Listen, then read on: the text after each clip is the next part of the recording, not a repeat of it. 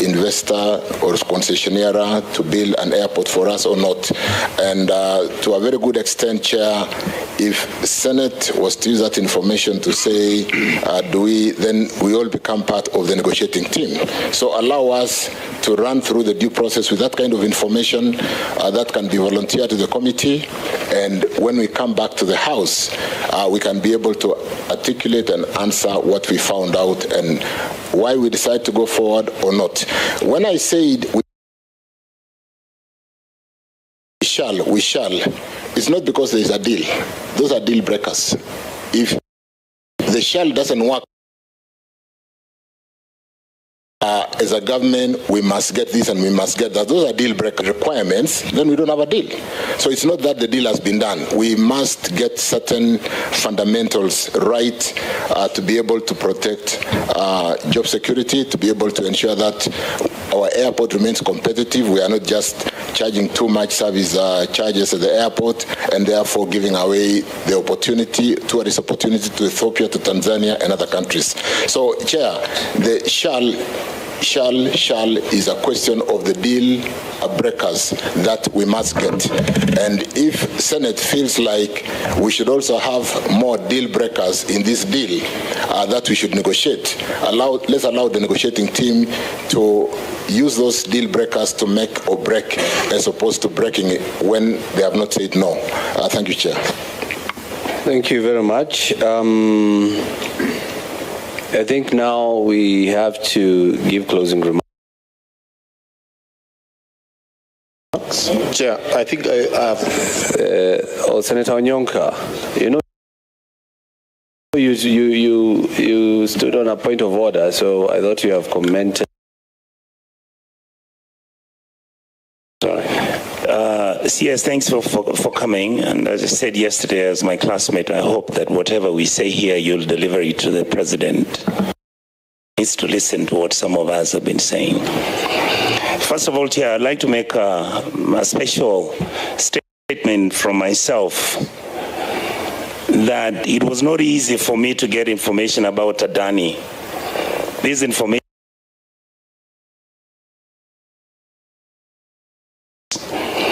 the young man sits in one of the investment companies in France, and he saw these documents pass on his desk. When he called me, the information that I was speaking made me, first of all, get worried about himself, because as you realize, Chair, I actually publicly have stated that the information Nelson Amenya has given me as of 3 days ago is that he has found some people who are following him in France, and we have been talking to some people to create a safe haven for him so that he can be siphoned out of France.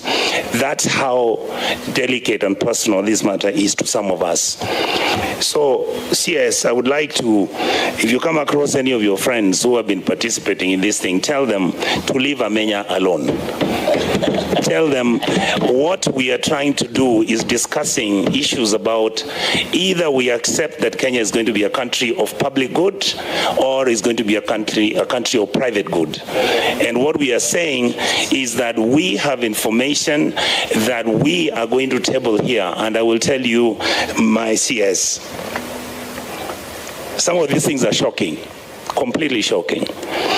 I would like to ask you, you can answer or you can keep the information and answer me before. Chair, I will start with asking the CS. Do you know somebody called Jayesh Saini? Yes, I do. Thank you. How do you know him? I think he's in the health industry. Thank you. Yeah. Would I be wrong if I said that Mr. Jayesh Saini is the one who has actually been given the transaction of managing our SHIF, which is the new development out of NHIF, because he's the owner of Nairobi West Hospital, and he is the one who is actually been given the complete system of the financial management of the SHIF system. Point of order. I would want, Senator, we restrict ourselves to the mandate. Chair, I think you're wrong. No, you're wrong, Chair. There's a reason why. You have to allow me to interrogate the matter. You must allow me to interrogate the matter to its logical conclusion. Let me explain. Then you can make a ruling. And when you get out of the rail... I am not. There is a relationship between the corruption that is happening with the ADANI deal and what Mr. Jayesh is doing. Because so, Mr. Chair, don't get keep for him. Please don't. No. Point of order, don't get keep for him. You are going the wrong way, Chair. Senator Onyonka, just 1 minute, please. Yes. Chair, it is quite possible that there is somewhere that Onyonka... There is a nexus. I'm trying to create the nexus. Allow me to make my case. Senator Onyonka, allow him. Just let me explain something, Chair. It is possible that there is somewhere that Senator Onyonka is driving at. That is where I'm going. Just allow me to go where I'm going. Senator Onyonka, you're out of order. Yes, he is not listening. And I'm trying to... As your SG, I am telling you now you're out of order. No, Chair, can you protect Senator Onyonka? Because if now Senator Sifuna invokes the power of being an SG, he might chicken out from pursuing a I'm on the mic to just guide the chair. Yes. I was saying it is possible there is somewhere in terms of nexus, you allow him to, and I don't want to use this aviation analogy, let him land the point. Let's see where he's going with it. Just give him a little bit. I was afraid of getting out of context and losing Kenyans, because the issue you're dealing with is the issue of the airport, JKIA. So I thought he has lost his Chair, I am giving you by talking about health. There is a nexus. No, I was just trying to bring him to allow me to set it up. Okay, now ask your question. The question I'm asking, I asked him, does he know Jayesh Saini? He said yes. Allow me to interrogate him. Okay. Continue, you have Thank a minute. you, sir. Yes. Thank you so much. Yes. CS. Would I be wrong to say that Mr. Saini is the agent of ADANI in Kenya? The answer is yes or no. It's up to you. I'm not aware. You're not aware. Are you also aware that meetings that took place in Dubai where this deal was being discussed, Mr. Jayesh Saini was sitting in that meeting with individuals from the Kenyan government, and I will state here that the person who met Mr. Jayesh Saini in Dubai was Honorable Murkomen when he was the minister in the position you are in. I am not aware. Without having evidence that I can prove, but I think it's important that I make the statement that in that meeting that money exchanged hands. And Chair, later on, I believe as we continue, these details should be presented to this House. The second issue I wanted to ask the CS, in your understanding, I want you to go to where Honorable CHIRCHIR was. You go to page, Chair, we start with the consideration of the project progress. Minute 6. I want you to go there, Chair.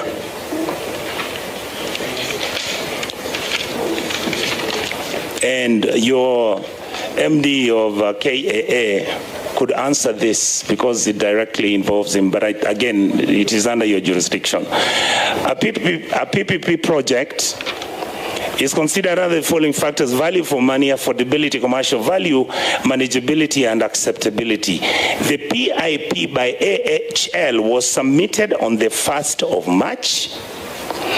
The evaluation report submitted to the PPP committee on the 8th of March.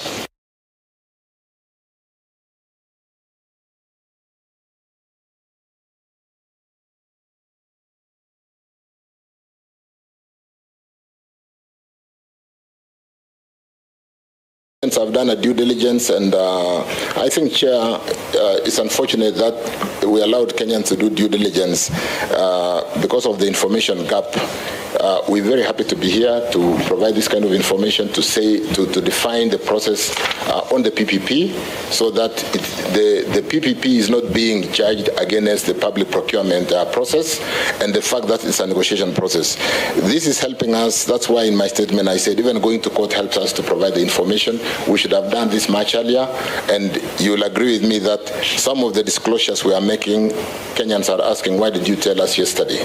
So we take this session very positively as a way of disseminating information, and like Senator Tobiko, the point about providing information is critical. It is important so that people make informed decisions, and we should have done this much earlier. Unfortunately, the PPP process is a negotiation process. So at any stage, like with the union, we are almost seeking to say, can you work with us and be part of the team? Because things are changing every day. So even if we provide information today because we are negotiating, that 16% where we are today on return on equity could be 15% tomorrow.